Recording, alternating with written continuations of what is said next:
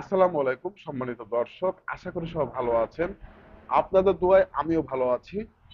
আজকে আলোচনার বিষয় হচ্ছে গতকালকে প্রধানমন্ত্রী একটি অভিযোগ করেছে বর্তমান যে মাদকের উপরে তারা যে কর বৃদ্ধি করেছে এই বিষয়টি নিয়ে নাকি বিরোধী দল বলছে, বিরোধী দল আহ, বিরোধিতা করছে, অসন্তুষ্ট এই কথাটি অভিযোগ করেছে মাননীয় প্রধানমন্ত্রী তারেক রহমান। অন্যদিকে ডক্টর শফিকুর, বিরোধী দলের নেতা ডক্টর শফিকুর রহমান, উনি বলেছেন যে এটি মিথ্যা একটা অভিযোগ। তো আহ, মিথ্যা অভিযোগ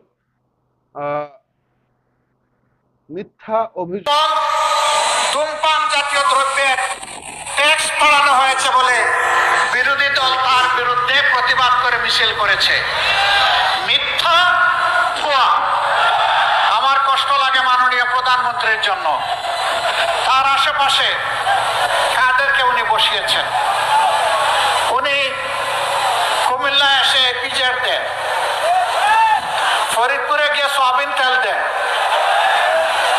তিনি দিনাজপুরে গিয়ে আম উপহার দেন, সিলেটে গিয়ে ৯.৫ ঘন্টা উপহার দেন,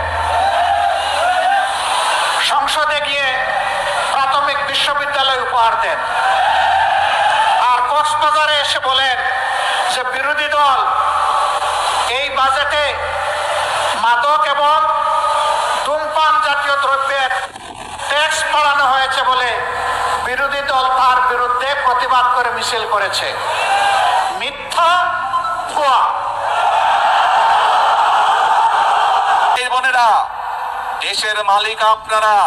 দেশের মালিক কোনো রাজনৈতিক দল নয়, দেশের মালিক কোনো পরিবার নয়, দেশের মালিক হচ্ছে বাংলাদেশের ২০ কোটি জনগণ। এই ২০ কোটি জনগণ যারা দেশের মালিক, আপনাদের কাছে আমি প্রশ্ন রেখে যাচ্ছি, আপনাদের কাছে আমি বিচার দিয়ে যাচ্ছি যে যারা জনগণকে বিভ্রান্ত করতে চায়, যেই বাজেটের মাধ্যমে জনগণের জন্য স্বস্তির ব্যবস্থার চেষ্টা করছে সরকার, সেই বাজেট বলে বিরোধী দল মানে না। তারা দাবি তুলেছে কেন মদের উপরে আমরা ট্যাক্স বাড়ালাম, তারা দাবি তুলেছে কেন আমরা সিগারেটের উপরে ট্যাক্স বাড়ালাম। এই তাদের দুঃখ, তাদের কষ্ট। কেন বর্তমান সরকার ৬০টি নিত্য প্রয়োজনীয় দ্রব্য মূল্যের ট্যাক্স কমে দিল, এই হচ্ছে তাদের দুঃখ। তাহলে কি এরা জনগণের বন্ধু হলো? জনগণের বন্ধু তারা হলো। আসলে কার অভিযোগটি সত্য এবং কার অভিযোগটি মিথ্যা, চলুন আমরা একটু পিছনের একটা ইতিহাস আমরা দেখে আছি।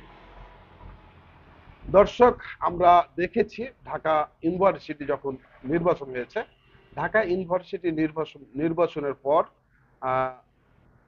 ডাকসু ভিপি সাদিক কাইয়ুম এবং এস এম ফরহাদ, জিএস প্রার্থী এস এম ফরহাদ, তাদের যে পুরো সিস্টেমটা রয়েছে, তাদের যে প্ল্যান রয়েছে, পুরো প্ল্যানের যে কমিটি রয়েছে, তারা কিন্তু মাদক এবং অবৈধ যে কাজগুলো ছিল, তারা সেটাকে কিন্তু নির্বাচনের পরে কিন্তু তারা সেটাকে একটা যুদ্ধ ঘোষণা করেছিল যে আমরা এই ইউনিভার্সিটির আশেপাশে কোনো মদ, মাদক এবং চোরাচালান বা অবৈধ কোনো কাজ আমরা চলতে দিব না, এই কথাটি বলেছিলেন তারা। তো সেখানে এই তাদের যে এই উচ্ছেদ যখন শুরু করেছিলেন, তখন কিন্তু বিএনপির যে ছাত্রদল ছিল, তারা এটির বিরোধিতা করেছিলেন। তাদের বিরোধিতা করেছিলেন আর ছাত্রদল সেক্রেটারি নাসির, ছাত্রদল সভাপতি রাকিব, তারা সবাই কিন্তু এটির বিরোধিতা করেছিলেন। তাহলে এখানে বোঝা যাচ্ছে যে ডক্টর শফিকুর রহমান যে অভিযোগটি করেছেন এটি সত্য। আসলে জামাত চেয়েছিল কি? জামাত বা বিরোধী দল যারা রয়েছে, তারা চেয়েছিল যে আপনার যে মদ বা মাদক এসব যে বস্তুগুলো রয়েছে সেটার নিষিদ্ধ এবং লাইসেন্স বাতিল করা হোক, তাহলেই তারা খুব সন্তুষ্ট থাকতো। কিন্তু এইসব লাইসেন্সগুলো বাতিল না করে বাতিল করা হয়েছে আপনার একটা মেডিকেল কলেজ এবং হাসপাতাল। এখানে একটা প্রতিষ্ঠান, এটি একটা শিক্ষা প্রতিষ্ঠান, এই প্রতিষ্ঠানের লাইসেন্স বাতিল করা হয়েছে। তো এটার জন্যই কিন্তু বিরোধী দল সারা বাংলাদেশের মানুষের বেশিরভাগ মানুষ কিন্তু বিরোধিতা করছে, আমরা দেখতে পাচ্ছি। দর্শক, আমরা এখন আলোচনা করতে চাই এই যে মদ বা মাদক, এটার উপর যে কর বৃদ্ধি করা হয়েছে, এটি থেকে লাভবান কে হয়েছে। চলুন আমরা এই বিষয়টি নিয়ে একটু কথা বলি।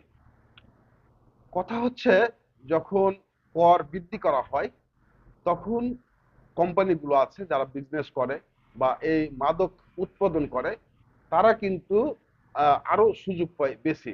যেমন সরকার যদি 1 টাকা কর বৃদ্ধি করে, তারা এক প্যাকেট শ্যাম্পুল, এক প্যাকেট সিগারেটের দাম, একটা এক্সাম্পল বলি, একটা সিগারেটের দাম, এক প্যাকেট সিগারেটের দাম সরকার 1 টাকা কর বৃদ্ধি করে, কিন্তু কোম্পানিগুলা কি করে, এটাকে 10 টাকা জনগণের কাছ থেকে বৃদ্ধি করে, দাম বাড়ায়।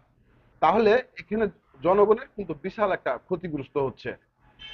আর কম লাভবান হচ্ছে কারা? যারা বিজনেস করছে তারা, আর যারা উৎপাদন করছে তারা। এখন এখানে যদি আপনারা এটিকে এটির উদ্দেশ্য কি, এটির লক্ষ্য কি? এটির লক্ষ্য হচ্ছে যে যখন দাম বেড়ে যাবে, বাড়তি হবে, তখন জনগণ আর এটিকে খাবে না বা এটিকে ব্যবহার করবে না। এটি হচ্ছে আপনাদের থিওরি। তো আপনাদের যে থিওরিটি একটু ভুল ধারণা রয়েছে। তো আমি কিছু কথা বলতে চাই এই বিষয়টি নিয়ে। আপনারা বিষয়টিকে অবশ্যই আমাকে ক্ষমার দৃষ্টিতে দেখবেন যদি আমার ভুল হয়ে থাকে। যদি এটিকে আপনারা বন্ধ করতে চান, তাহলে আপনাদের যে কাজটি করণীয় সেটি হচ্ছে যে প্রথমে হচ্ছে যে এটি যেখানে উৎপাদন হচ্ছে, যদি বাংলাদেশে উৎপাদন হয়ে থাকে সেটিকে বন্ধ করা। আর যদি এটি বাহির রাষ্ট্রে অন্য কোনো রাষ্ট্রে যদি এটি উৎপাদন হয়ে থাকে, সেখান থেকে যদি আমাদের বাংলাদেশে ট্রান্সফার হয়ে থাকে, তাহলে সেটিকে বন্ধ করা। এ হচ্ছে 1 নম্বর কাজ। 2য় নম্বর কাজ হচ্ছে একটা আইন চালু করা, যে মাদক খাওয়া যাবে না, যারা মাদক খাবে তাদেরকে 10,000 টাকা, ধরা পড়লে 10,000 টাকা জরিমানা এবং 6 মাসের জেল। আর যারা মাদক বিক্রি করবে তাদেরকে 1 বছরের জেল আর বড় ধরনের একটা অ্যামাউন্ট কিন্তু তাদের উপরে জরিমানা করতে হবে, যেন তারা যে টাকাটা লাভ করবে 1 বছরে তার 3 গুণ যেন তারা এখানে ব্যয় করতে হয়। এরকম ধরনের একটা আইন কিন্তু যদি চালু করেন, তাহলেই কিন্তু এটি বন্ধ হয়ে যাওয়ার সম্ভাবনা রয়েছে।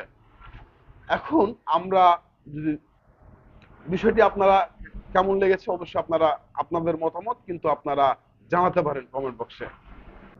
হ্যাঁ, তো দর্শক, আজকে যে বিষয়টি আলাপ করছিলাম বা যে বিষয়টি আপনাদের সাথে কথা বলছিলাম, আজকে আমি এখানে ভিডিও শেষ করতে চাই। শেষ করার আগে আপনাদের কাছে ছোট্ট একটা অনুরোধ করতে চাই। আমার যে the News Times and Abdur Rahim Ali Facebook page, আপনারা যারা দেখছেন তারা অবশ্যই সাবস্ক্রাইব করে দিবেন আর ফলো করে দিবেন। আর যদি ভালো লেগে থাকে অবশ্যই ভিডিওকে অন্যকে দেখার সুযোগ করে দিবেন। দর্শক, আজকে এখানে শেষ করছি। দেখা হচ্ছে পরবর্তী ভিডিওতে।